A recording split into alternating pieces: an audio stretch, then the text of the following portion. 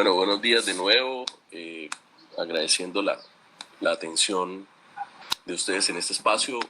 A mí me correspondió el capítulo sobre los conceptos, que es un capítulo que, dicho de pasos, pues digamos, es un eje de la filosofía y de la historia, por supuesto, que a mí me gusta, digamos, abordar de manera recurrente desde diferentes ámbitos. Y este capítulo, digamos en específico, fue bien interesante porque me permitió conectar varias de las cuestiones que yo he venido trabajando pues a lo largo de mi vida académica y un poco, digamos, establecer algunas singularidades que emergen de lo que el profesor Moreno Trujillo establece sobre los conceptos. Una vez estos, en términos existenciales, en términos, digamos, nómadas, en términos, digamos, con una presencia de sentido bien interesante, que es lo que yo rescato de ellos, y en otros términos, pues ya, digamos, como parte de un estructuralismo que a mí, en lo personal, me sugiere pues una crítica profunda en todo lo que tiene que ver la teoría del lenguaje y demás, que no reviste, pues, digamos, digamos, en mi modo de considerar el saber y la filosofía, y la epistemología, pues una corriente de pensamiento interesante. Pero digamos que traté de rescatar como los aspectos, más importantes para ir articulándolos y crear una red, digamos, de sentido que va a tocar, digamos, el postestructuralismo, sobre todo el deleuziano, que me interesa mucho porque Deleuze, a final de su vida, con Guattari, escriben un libro bellísimo que se llama ¿Qué es la filosofía? Y que yo creo también en el que este autor se basa y tiene unas referencias bien interesantes, y que su segundo capítulo tiene que ver con los conceptos, y que es un libro de finalización, digamos, de la filosofía postestructural antes de que Deleuze se suicide. Y ese capítulo sobre los conceptos en Deleuze, digamos que tiene una fuerza y tiene una potencia, digamos, como para imprimirnos una nueva forma de ver la realidad, de ver la vida, de ver la historia, a través de la construcción, de la creación y la producción de conceptos, que es en últimas lo que nos trae a este espacio. Entonces yo he titulado tentativamente esta ponencia Pensar la historia, concepto, caos y saber.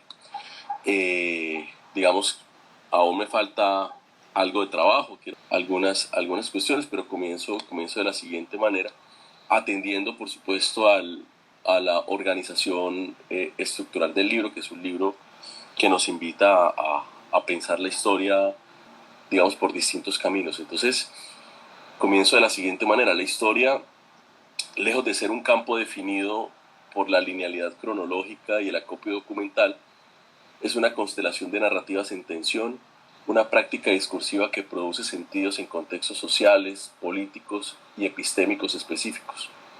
En Pensar la historia, notas para un debate epistemológico, Eduardo Esteban Moreno Trujillo propone una apuesta crítica que reconfigura el lugar del historiador y del conocimiento histórico en la arquitectura del saber. No se trata simplemente de conocer el pasado, sino de confrontar los marcos que lo construyen como objeto de conocimiento, en un ejercicio de autoconciencia epistemológica que exige reconocer las máscaras teóricas que habitan en nuestras narrativas y los regímenes de verdad que las sostienen. Precisamente la doctora Matilde ahora hacía referencia, precisamente a esos regímenes de verdad que ocurren a partir de la colonización del saber y del poder, tal como Aníbal Quijano y, como Foucault o como Dussel, digamos, han venido estableciendo.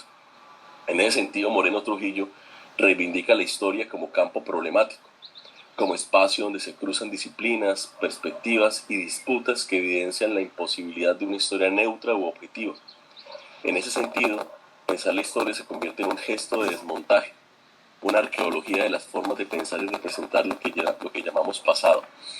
El libro, como artefacto didáctico y político, instala una conversación múltiple entre autores, lectores y territorios, que más que enseñar una verdad, invita a asumir la incomodidad del no saber como punto de partida de la reflexión histórica. En diálogo con esta apuesta, resulta fundamental interrogar cómo se han construido las formas modernas de racionalidad que rigen no solo la historiografía, sino también la ciencia, la educación y la construcción institucional del saber.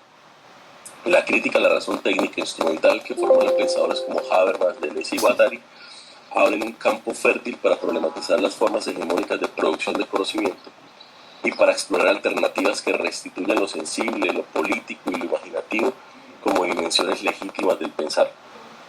Habermas, en su teoría de la acción comunicativa, propone una racionalidad alternativa a la razón técnica dominante, una razón comunicativa que se basa en el entendimiento mutuo, en la intersubjetividad y en el reconocimiento del otro como interlocutor válido.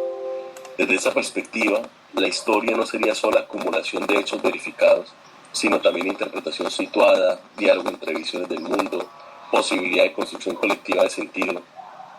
Habermas nos invita a recuperar el proyecto moderno, no desde la técnica, sino desde la deliberación democrática, desde una racionalidad abierta a la diversidad, capaz de recomponer los vínculos rotos por la colonización sistémica del mundo de la vida.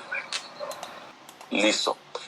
Entonces, Habermas, en su teoría de la acción comunicativa, propone una racionalidad alternativa a la razón técnica dominante.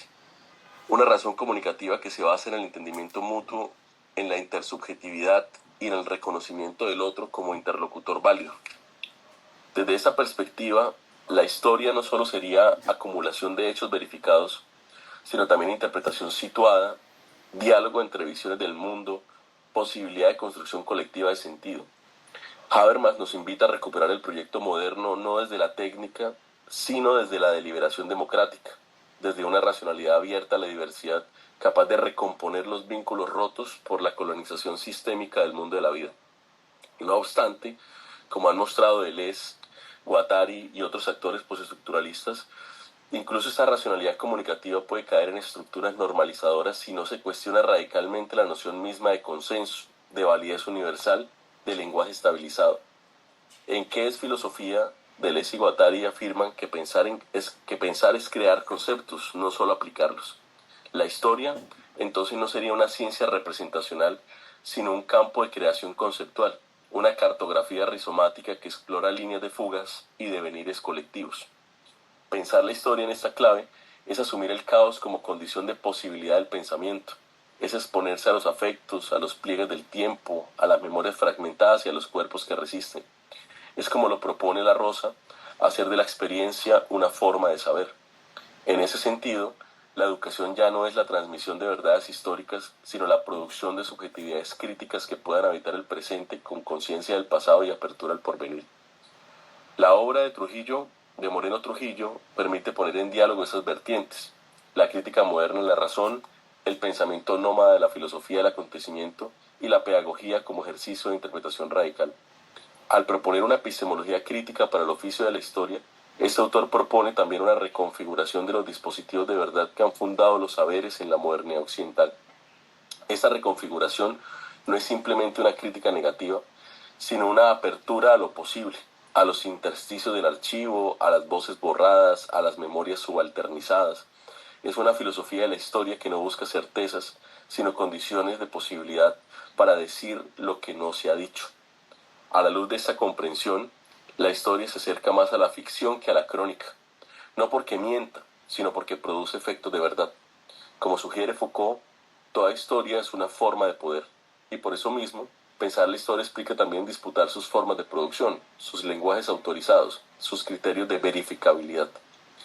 La historia no puede quedar reducida a la disciplina, sino que debe asumirse como campo de batalla epistemológico y ético, donde se juega la posibilidad de otros mundos. Esto tiene implicaciones profundas para la educación. Enseñar la historia no es transmitir fechas ni nombres, sino provocar pensamiento. El aula debe dejar de ser espacio de repetición para convertirse en laboratorio de interpretación. El estudiante no es un receptor de relatos, sino un productor de sentido. La historia que se enseña debe estar viva, en tensión con el presente, abierta al debate. Y por ello es necesario desmontar el currículum cerrado, la evaluación memorística y la hegemonía del texto escrito.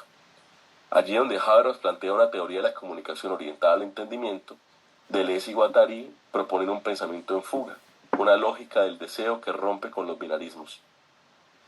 Ambas perspectivas, aunque en tensión, pueden ser articuladas en el horizonte pedagógico. Una educación que a la vez escuche y perturbe, que busque acuerdos pero también abra lo impensado. Pensar la historia en ese escenario es comprometerse con una praxis pedagógica que no teme el conflicto, que lo asume como posibilidad de emergencia del sentido. Desde esa perspectiva, el papel del educador se transforma. Ya no es el transmisor de una narrativa oficial, sino un mediador de experiencias, un provocador de preguntas, un cartógrafo de los saberes dispersos. La historia deja de ser una línea recta para convertirse en un rizoma.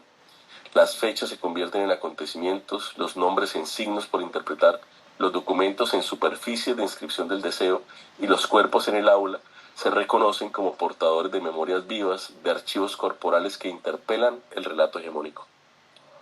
Educar desde una epistemología crítica de la historia implica también revisar las condiciones materiales del acto educativo. El aula no es un espacio neutro, sino un campo de fuerzas. Las pedagogías dominantes responden a las lógicas de disciplinamiento, de eficiencia, de estandarización. Frente a esto, pensar la historia es también imaginar otras formas de estar juntos, otras formas de narrar el tiempo, otros ritmos para el saber. Es resistir a la prisa del rendimiento, al utilitarismo del conocimiento, a la domesticación de la curiosidad.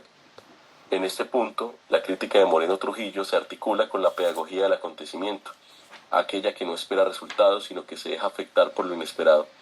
Enseñar historia de esta clave es abrir la clase al imprevisto, permitir que el archivo se desborde, que la experiencia irrumpa, que el saber tiemble.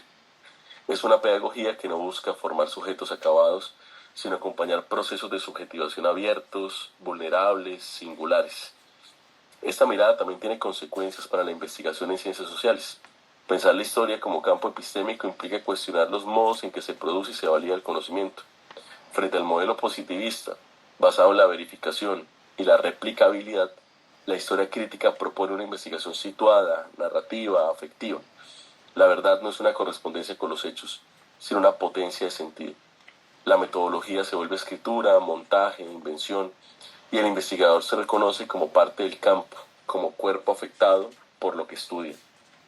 Moreno Trujillo nos invita en última instancia a asumir la historia como problema, como herida, como posibilidad. Su libro no es un manual, sino una provocación. Nos recuerda que el pasado no está cerrado, que la memoria es un campo de lucha, que el saber nunca es inocente. Pensar la historia es entonces un acto político, un gesto de insubordinación frente al archivo, una apuesta por el acontecimiento. En términos teóricos, este pensamiento nos exige moverse entre la crítica de la modernidad y la afirmación de la diferencia, entre la acción comunicativa y el deseo, entre el mundo de la vida y el caos, entre la pedagogía y la poesía.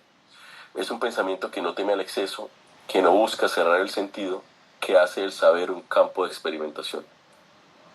En definitiva, pensar la historia desde una epistemología crítica es pensar la educación como acontecimiento, es romper con la linealidad, con la representación, con la verdad hegemónica. Es hacer del aula un territorio de fuga, del archivo un campo de batalla, de la memoria un dispositivo de invención. Es abrir el saber a la vida, a la experiencia, al deseo. Es, como decía Deleuze, dejar de pensar como se piensa para pensar otra vez. Pensar la historia, en fin, como acto de creación. Digamos que, como les decía al inicio, aún me faltan algunas cuestiones, digamos, por afinar de este texto, pero digamos quise constituir, digamos, diferentes articulaciones entre lo que significa pensar la historia para Moreno Trujillo y cómo este pensar la historia se va conectando con otras apuestas epistemológicas que piensan la historia, el concepto, el tiempo, la subjetividad, el poder, el saber, y cómo esto, digamos, entra en un campo de batalla, un campo de disputas en el que nos jugamos la representación a través de los regímenes de verdad. Entonces, digamos que lo dejo por ahí, y bueno, espero que estas líneas hayan tenido alguna repercusión. Muchas gracias.